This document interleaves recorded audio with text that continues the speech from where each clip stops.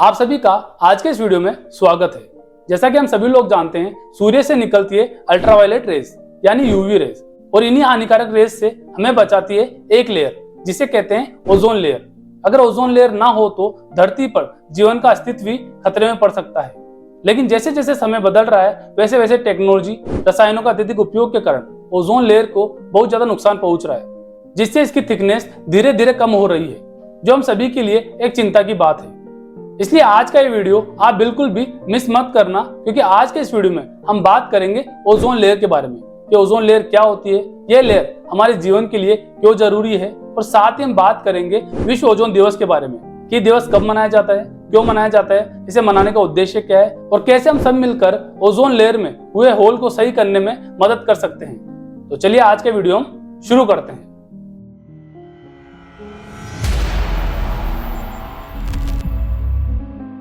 सबसे पहले हम बात करते हैं ओजोन क्या है। ओजोन ऑक्सीजन के 3 परमाणुओं से मिलकर बनी एक गैस है, जिसका केमिकल फॉर्मूला O3 होता है। यह गैस धरती के वायुमंडल के समताप मंडल में पाई जाती है, जो धरती की सतह से लगभग 10 से 50 किलोमीटर ऊपर स्थित होती है। यह गैस धरती के चारों तरफ एक लेयर बनाती है, इसलिए इसे ओजोन लेयर और धरती का सुरक्षा कवच भी कहा जाता है, क्योंकि यह सूर्य से आने वाली यूवी रेस को धरती पर आने से रोकती है। अगर ओजोन लेयर ना हो तो सूर्य से आने वाली यूवी रेस सीधी धरती पर गिरेगी, जिससे हमारी त्वचा और आंखों पर बुरा प्रभाव पड़ेगा। इससे त्वचा कैंसर, मोतियाबिंद और अन्य प्रकार की स्वास्थ्य संबंधी बीमारियां भी हो सकती है। इतना ही नहीं, ये जीव जंतुओं, पेड़ पौधों, फसलों और पानी में रहने वाले जीवों को भी नुकसान पहुंचा सकती है। क्या आप जानते हैं, ओजोन लेयर में आज एक बड़ा होल हो गया है, क्योंकि पिछले कुछ सालों में हम सभी लोगों ने ओडीएस का बहुत ज्यादा उपयोग किया था, जिससे ओडीएस ने ओजोन लेयर को बहुत ज्यादा नुकसान पहुंचाया है। ओडीएस मतलब ओजोन डिप्लेटिंग सब्सटेंसेस, जैसे chlorofluorocarbons, hydrochlorofluorocarbons, hydrofluorocarbon, halons, carbon tetrachloride, methyl chloroform, methyl bromide और अन्य हानिकारक रसायन, जिनका उपयोग एसी, फ्रिज, हेयर स्प्रे और फोम बनाने में किया जाता था।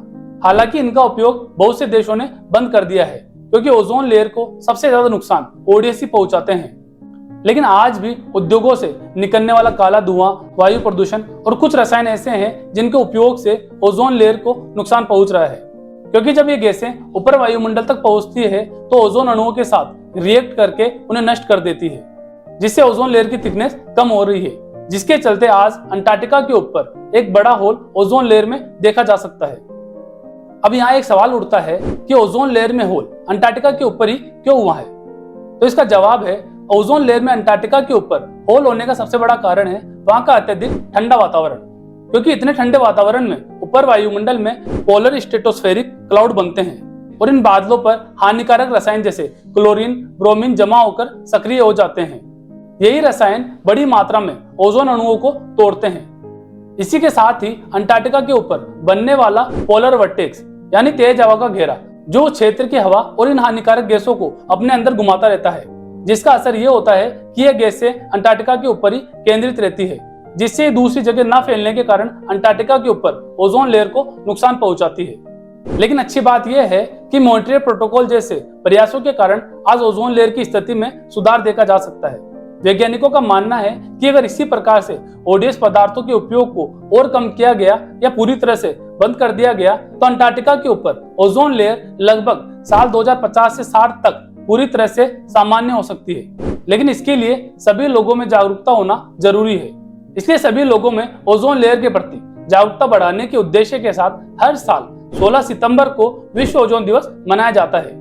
इस दिन प्रत्येक स्थानों पर अलग अलग कार्यक्रमों के माध्यम से बच्चे, बड़ों सभी में ओजोन लेयर के प्रति जागरूकता बढ़ाई जाती है, और उन्हें बताया जाता है कि हम सभी के जीवन के लिए ओजोन लेयर का होना कितना ज्यादा महत्वपूर्ण है, जिससे वह लोग ऐसा कोई कार्य ना करें जिससे ओजोन लेयर को किसी प्रकार से कोई नुकसान पहुंचे। अब हम बात करते हैं इस दिवस के इतिहास के बारे में। साल 1970 से 80 के बीच कुछ वैज्ञानिकों ने देखा कि हमारे द्वारा इस्तेमाल किए जाने वाली कुछ रासायनिक गैसें जैसे क्लोरोफ्लोरोकार्बन्स, हेलोन्स आदि धीरे धीरे ओजोन लेयर को नष्ट कर रहे हैं।